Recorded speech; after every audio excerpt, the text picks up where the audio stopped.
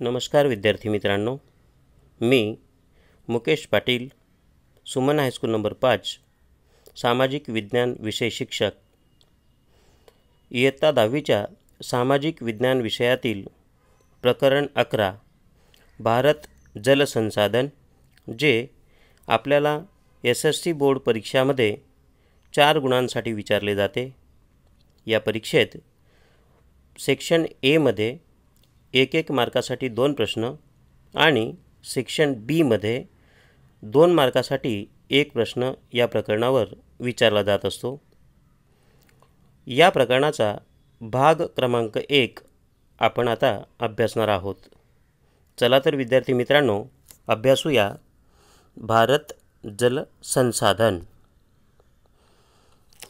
प्रस्तावना. जल हेच जीवन आहे.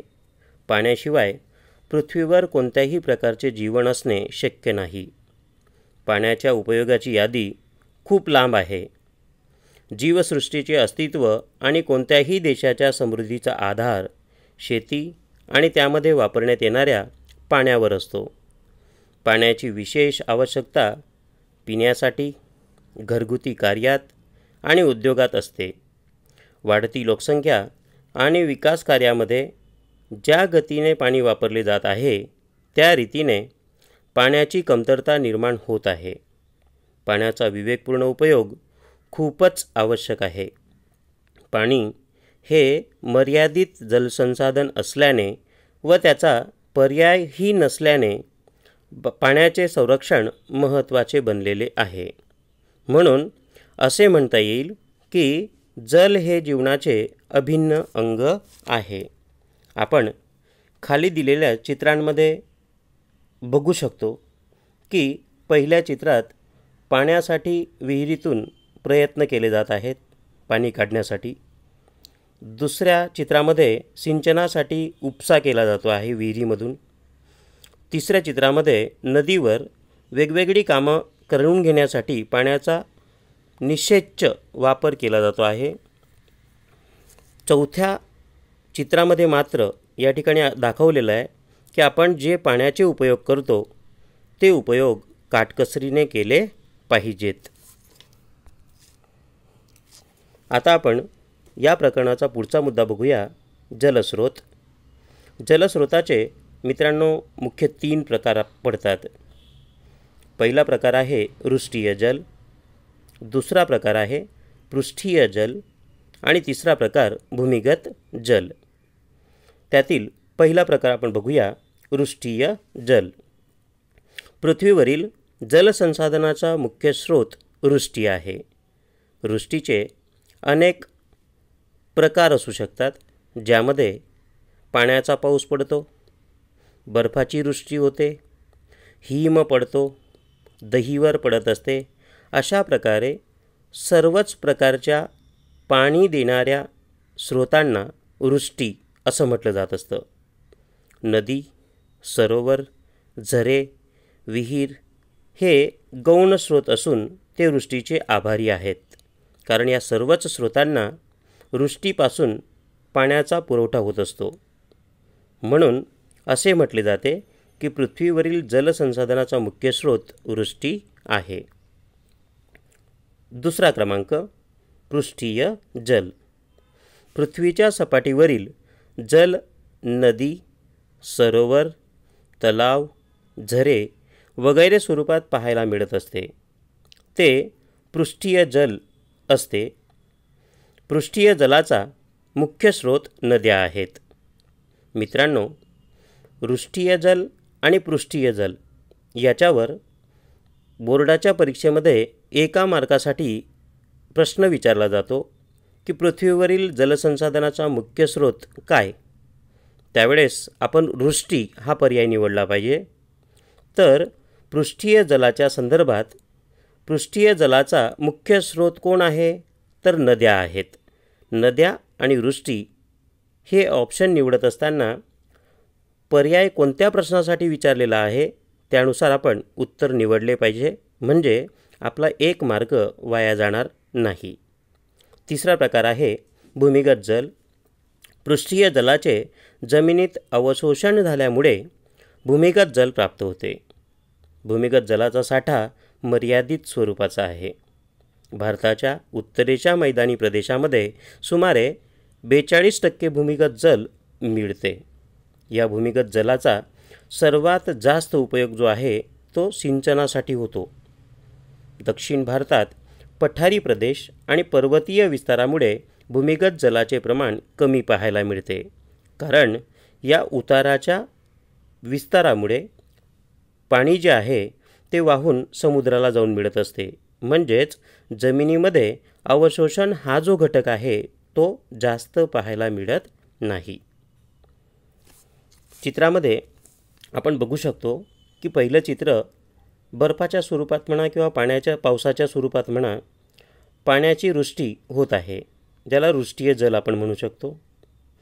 या ठिकाणी दुसऱ्या चित्रामध्ये नदी दिलेली आहे, तलाव दिलेला आहे, सरोवर दिलेले आहे किंवा इतर काही पाण्याचे साठे दिलेले आहेत, जे पृष्ठीय जलाचे उदाहरणं आहेत. तिसऱ्या चित्रामध्ये आपण बघू शकतो की पृष्ठीय जल अवशोषण होऊन जमिनीच्या अंतर्गत भागामध्ये मुरत आहे किंवा झिरपत आहे, पाझरत आहे, ज्याच्याने या पर्क्युलेशनमुळे भूमिगत जलाचा साठा वाढताना आपल्याला दिसतो आहे, ज्याला भूमिगत जल म्हणून आपण संबोधू शकतो. जे आपण बघितले की मैदानी विस्तारामध्ये चौथ्या चित्रामध्ये आपण बघू शकतो भूमिगत जल हे जास्त पाहायला मिळत असते. आता आपण पुढचा मुद्दा बघूया, जलसंसाधने आणि त्यांचे उपयोग. मित्रांनो, जलसंसाधनाचा जास्तीत जास्त उपयोग जो आहे तो आपल्या देशामध्ये सिंचनासाठी होत असतो. सिंचन म्हणजे शेतीच्या पिकांना पाणी देणे होय. भारतात जवळजवळ 84% जलसिंचनासाठी उपयोगी आहे. शेतीमध्ये 1 किलो गहू जर उत्पन्न करायचा असेल तर सुमारे 1500 लिटर पाण्याची आवश्यकता असते. भात, ताग, ऊस या पिकांना जास्त पाण्याची आवश्यकता असते. आपण पहिल्या चित्रामध्ये अभ्यासू पण शकतो की अन्य पाकनी सरखामणीए વધારે પાણીની જરૂર પડે છે તો कोणती पिकं दिलेली आहेत? भात आहे, शण आहे आणि शेरडी आहे. चोखा म्हणजे भात, शण म्हणजे काय तर ताग आणि शेरडी म्हणजे काय तर ऊस, अशा तीनही पिकांना पाण्याची जास्त आवश्यकता असते. प्राचीन काळात पाण्याचा उपयोग सिंचनासाठी होता आणि आजही होतो आहे. कावेरी नदीमधून ह्या गरजा पूर्ण करण्यासाठी ग्रँट एनिकट नावाने प्रसिद्ध कालव्याचे निर्माण 2ऱ्या शतकातच आपल्या देशात करण्यात आले होते. 1882मध्ये उत्तर प्रदेशातील पूर्वीय यमुना कालव्याचे निर्माण करण्यात आले होते. पाण्याच्या गरजा भागवण्यासाठी अशा योजना अत्यंत आवश्यक असतात. दुसऱ्या आणि तिसऱ्या चित्रामध्ये आपण ग्रँट एनिकट आणि पूर्वीय यमुना नहेर म्हणजे कालवा यांचे चित्र बघू शकतो. आता मित्रांनो, सिंचनाची माध्यमं कोणकोणती असतात त्याविषयी आपण चर्चा करूया. भारतीय सिंचनाचे मुख्य 3 माध्यमे आहेत. पहिलं माध्यम आहे विहीर आणि ट्यूबवेल, दुसरं आहे कालवे आणि तिसरं तलाव. विहीर आणि ट्यूबवेल सिंचनाची मुख्य माध्यमे आहेत. याच माध्यमांचा भारतभर सिंचनासाठी जास्तीत जास्त उपयोग केला जात असतो. कालवे तसेच तलाव अनुक्रमे 2ऱ्या आणि 3ऱ्या स्थानावर येतात. यांचा पहिल्या माध्यमापेक्षा थोडा कमी वापर होताना दिसतो. कालव्याद्वारे सिंचन सतलज, यमुना आणि गंगेच्या विशाल मैदाने तसेच महानदी, गोदावरी, कृष्णा आणि कावेरीच्या मुखत्रिकोण प्रदेशामध्ये होत असतो. विहीर आणि ट्यूबवेल ही गाडाच्या मैदानामध्ये सामान्यपणे पाहायला मिळत असतात. तलावाद्वारे होणारी सिंचन पूर्व आणि दक्षिणेकडील राज्यामध्ये जास्त असते. आपण चित्रांच्या सहाय्याने पण बघू शकतो की भारतामध्ये कालवे आणि तलाव यांच्यापेक्षा विहिरी आणि ट्यूबवेल यांच्या सहाय्याने सिंचन जास्त होत असते. दुसऱ्या चित्रात दिलेलं आहे की किनारा आणि मुखत्रिकोण म्हणजे त्रिभुज प्रदेशांच्या क्षेत्रामध्ये जलसिंचन जास्त पाहायला मिळतं. तिसऱ्या चित्रात आपण बघतो आहोत की पूर्व आणि दक्षिणेच्या राज्यांमध्ये जास्तीत जास्त तलावांचा आणि कालव्यांचा सिंचनासाठी उपयोग होतो. आणि चौथ्या चित्रामध्ये या ठिकाणी असं म्हटलेलं आहे की जलाशय आणि तलाव हे वापरणं दक्षिण द्वीपकल्पीय उच्च प्रदेशामध्ये शक्य आहे. आता आपण महत्त्वाचा मुद्दा बहुउद्देशीय योजना याचा अभ्यास करूया. भारतात लहान मोठ्या अनेक नद्या वाहतात. भारताचे जलपरिवहन अतिशय समृद्ध मानले जाते. भारताच्या भूपृष्ठ रचनेमुळे अनेक नद्या दुसऱ्या नद्यांना मिळून आपले पाणी समुद्रात सोडत असतात. अशा प्रकारच्या एक नदी दुसऱ्या नदीला मिळून समुद्रापर्यंत पाणी पोचवण्याची जी परिस्थिती असते त्याला जलपरिवहन असे म्हटले जाते.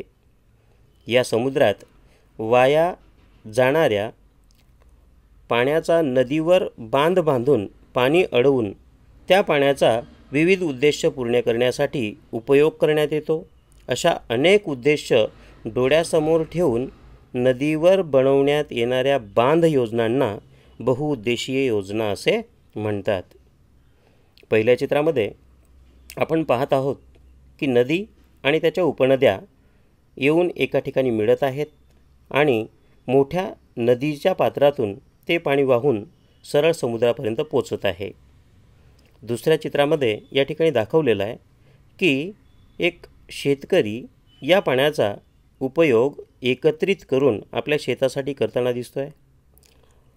तिसरं चित्र आहे की लहान लहान नद्यांना मोठ्या नद्यांसोबत जोडलं गेलेलं आहे. त्यांच्यावर बांध तयार केलेला आहे आणि त्यातून पाण्याचा सिंचनासाठी उपयोग होऊ शकतो अशी परिस्थिती दाखवलेली आहे. बहुउद्देशीय योजनांचे उद्देश आपण आता बघूया, ज्यामध्ये नदी खोरीसोबत जुळलेल्या विविध समस्यांचे निवारण करणे हा मुख्य उद्देश बहुउद्देशीय योजनेचा सांगता येईल. पूर नियंत्रण करून जमिनीची झीज थांबवणे हा दुसरा उद्देश मांडता येतो. चित्रामध्ये पूर नियंत्रण आणि जमीन धोवाण म्हणजे जमिनीची झीज थांबविण्यासाठी बहुउद्देशीय योजना आपण साकारल्या पाहिजेत. तिसऱ्या घटकात म्हटलेलं आहे की सिंचनासाठी आणि पेयजलासाठी पाणी पुरवठा करणे हे पण एक उद्देश आहे. तिसऱ्या आणि चौथ्या चित्रामध्ये आपण सिंचन आणि पेयजल पूर्ती हे दर्शवलेले आहे. उद्योग आणि वसाहतींना पाणी पुरवठा करणे, उद्योग पाचव्या चित्रात तर वसाहत सहाव्या चित्रात आपण बघू शकतो. यांना पाणी पुरवठा करण्यासाठी पण बहुउद्देशीय योजनांचे महत्त्व जास्त आहे. आंतरिक जलपरिवहन, मनोरंजन, वन्यजीव संरक्षण आणि मत्स्यपालन इत्यादी प्रवृत्ती देखील बहुउद्देशीय योजनांच्या माध्यमातून आपल्याला करता येतात, ज्या तुम्हाला चित्रांच्या माध्यमातून दाखवण्यात आलेल्या आहेत. आंतरिक जल मनोरंजनासाठी, वन्यजीवांच्या रक्षणासाठी तसेच मत्स्यपालन वगैरे व्यवसायांसाठी बहुउद्देशीय योजना महत्त्वाच्या ठरलेल्या असतात. आता आपण भारताच्या मुख्य बहुउद्देशीय योजनांचा अभ्यास करूया, ज्या तुम्हाला पुढच्या स्लाईडमध्ये चित्रांच्या माध्यमातून देखील दाखवण्यात आलेल्या आहेत. बहुउद्देशीय योजनेचे नावं या ठिकाणी दिलेले आहेत. त्या कोणत्या नदीवर बनवण्यात आल्या त्याची नावं दिलेली आहेत आणि त्या बहुउद्देशीय योजनेचा कोणकोणत्या राज्यांना लाभ मिळतो किंवा फायदा होतो त्यांची नावं देखील या ठिकाणी कोष्टकात देण्यात आलेली आहेत. भाकरा नांगल ही जी बहुउद्देशीय योजना आहे ती सतलज नदीवर बनवण्यात आलेली आहे. या बहुउद्देशीय योजनेचा पंजाब, हरियाणा आणि राजस्थान या 3 राज्यांना लाभ मिळत असतो. कोसी नावाची बहुउद्देशीय योजना कोसी नदीवर बनवलेली असून बिहार हे राज्य लाभ मिळवते. दामोदर खोरे ही बहुउद्देशीय योजना दामोदर नदीवर बनवलेली असून झारखंड आणि पश्चिम बंगाल या 2 राज्यांना त्याचा लाभ मिळतो. हिराकुंड, महानदी, ओरिसा. या चौथ्या ओळीमध्ये हिराकुंड हा जो बहुउद्देशीय प्रकल्प आहे तो महानदीवर बनवण्यात आलेला आहे आणि ओरिसा या राज्याला त्याचा लाभ मिळत असतो. चंबळ खोरे ही बहुउद्देशीय योजना चंबळ नदीवर बनवण्यात आलेली असून मध्य प्रदेश आणि राजस्थान हे 2 राज्य त्याचा फायदा घेतात. नागार्जुन सागर ही बहुउद्देशीय योजना कृष्णा नदीवर बनलेली असून आंध्र प्रदेश आणि तेलंगणा या राज्यांना लाभ मिळत असतो. कृष्णराज सागर हा बहुउद्देशीय प्रकल्प कावेरी नदीवर बनवण्यात आलेला असून कर्नाटक आणि तामिळनाडू हे लाभ घेणारे राज्य आहेत. तुंगभद्रा बहुउद्देशीय योजना तुंगभद्रा नदीवर बनवण्यात आलेली असून कर्नाटक आणि आंध्र प्रदेश हे राज्य लाभ घेणारे आहेत. नर्मदा खोरे म्हणजे सरदार सरोवर हे गुजरातमधील महत्त्वाचे सरोवर जे नर्मदा नदीवर बनवण्यात आलेलं आहे. या सरोवराचा मध्य प्रदेश, गुजरात, राजस्थान आणि महाराष्ट्र अशा 4ही राज्यांना लाभ मिळत असतो. कडाणा, कणाकबोरी हे 2 बहुउद्देशीय योजना महिसागर नावाच्या नदीवर बनवण्यात आलेल्या असून गुजरात राज्याला त्याचा फायदा होतो. उकाई, काकरापार या 2 बहुउद्देशीय योजना तापी नदीवर बनवण्यात आलेल्या असून गुजरात राज्य त्याचा लाभ घेते. धरोई नावाचे बहुउद्देशीय प्रकल्प साबरमती नावाच्या नदीवर बनवण्यात आलेले असून गुजरात राज्याला त्याचा लाभ मिळत असतो. लाभ मिळत असतो म्हणजे काय मित्रांनो, तर त्या पाण्याचा जलसिंचन, विद्युत निर्मिती, मासेमारी आणि इतर जे आपण उपयोग बघितले त्यासाठी या राज्यांना त्याचा फायदा होत असतो. आता आपण काही मुख्य बहुउद्देशीय योजना चित्रांच्या माध्यमातून बघूया. यामध्ये पहिले चित्र भाकरा नांगल या बहुउद्देशीय प्रकल्पाचे आहे जे सतलज नदीवर बनवण्यात आलं आहे आणि दाखवलं आहे की पंजाब, हरियाणा, राजस्थान हे 3 राज्यांना फायदा होतो. कोसी नदीवरच्या बांधाचा बिहार राज्य फायदा घेते. दामोदर खीण म्हणजे दामोदर योजना जी आहे ती दामोदर नदीवर बनवण्यात आलेली आहे आणि तिचा पश्चिम बंगाल आणि झारखंड या दोघांना फायदा होतो. हिराकुंड धरण हे महानदीवर बनवण्यात आलेले असून ओरिसा राज्य त्याचा फायदा घेते. पुढच्या चित्रात चंबळ खीण योजना म्हणजे चंबळ खोरे योजना आहे. चंबळ नदीवरती बनवण्यात आलेली असून राजस्थान आणि मध्य प्रदेश यांना फायदा होतो. नागार्जुन सागर योजना कृष्णा नदीवरची असून आंध्र प्रदेश राज्य त्याचा फायदा घेते.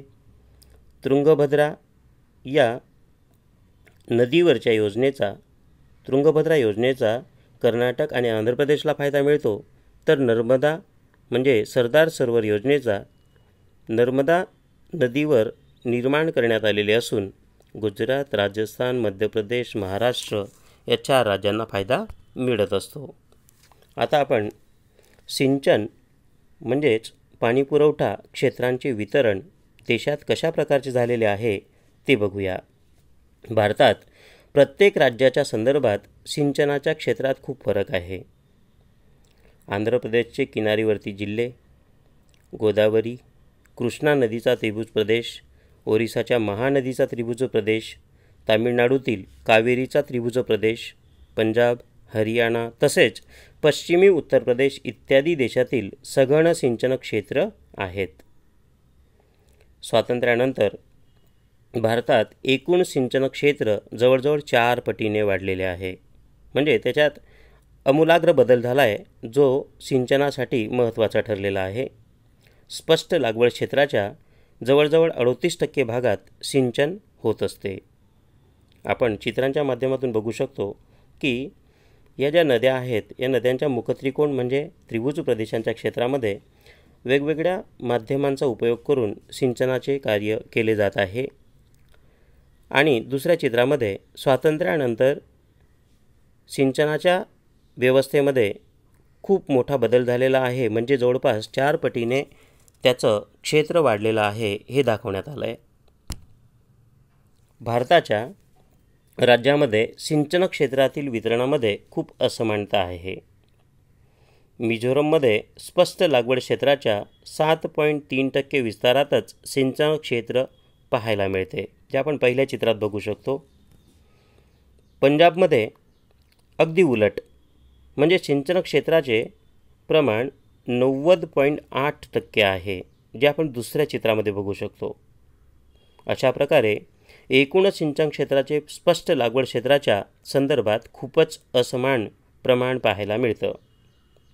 पंजाब, हरियाणा, उत्तर प्रदेश आणि बिहार, जम्मू काश्मीर, तमिळनाडू आणि मणिपूरमध्ये लागवडीच्या एकूण विस्ताराच्या 40%पेक्षा जास्त विस्तार सिंचनाखाली आलेला आहे, जे आपण तिसऱ्या चित्रामधून पाहू शकत असतो. आता मित्रांनो, जी माहिती तुम्ही भाग 1मध्ये मिळवली त्याचा सविस्तर अभ्यास आपण करून घेतला, जे तुम्हाला लक्षात आले असेलच. आता याच्या पुढचा जो भाग आहे तो आपण भाग 2मध्ये अभ्यासू. धन्यवाद.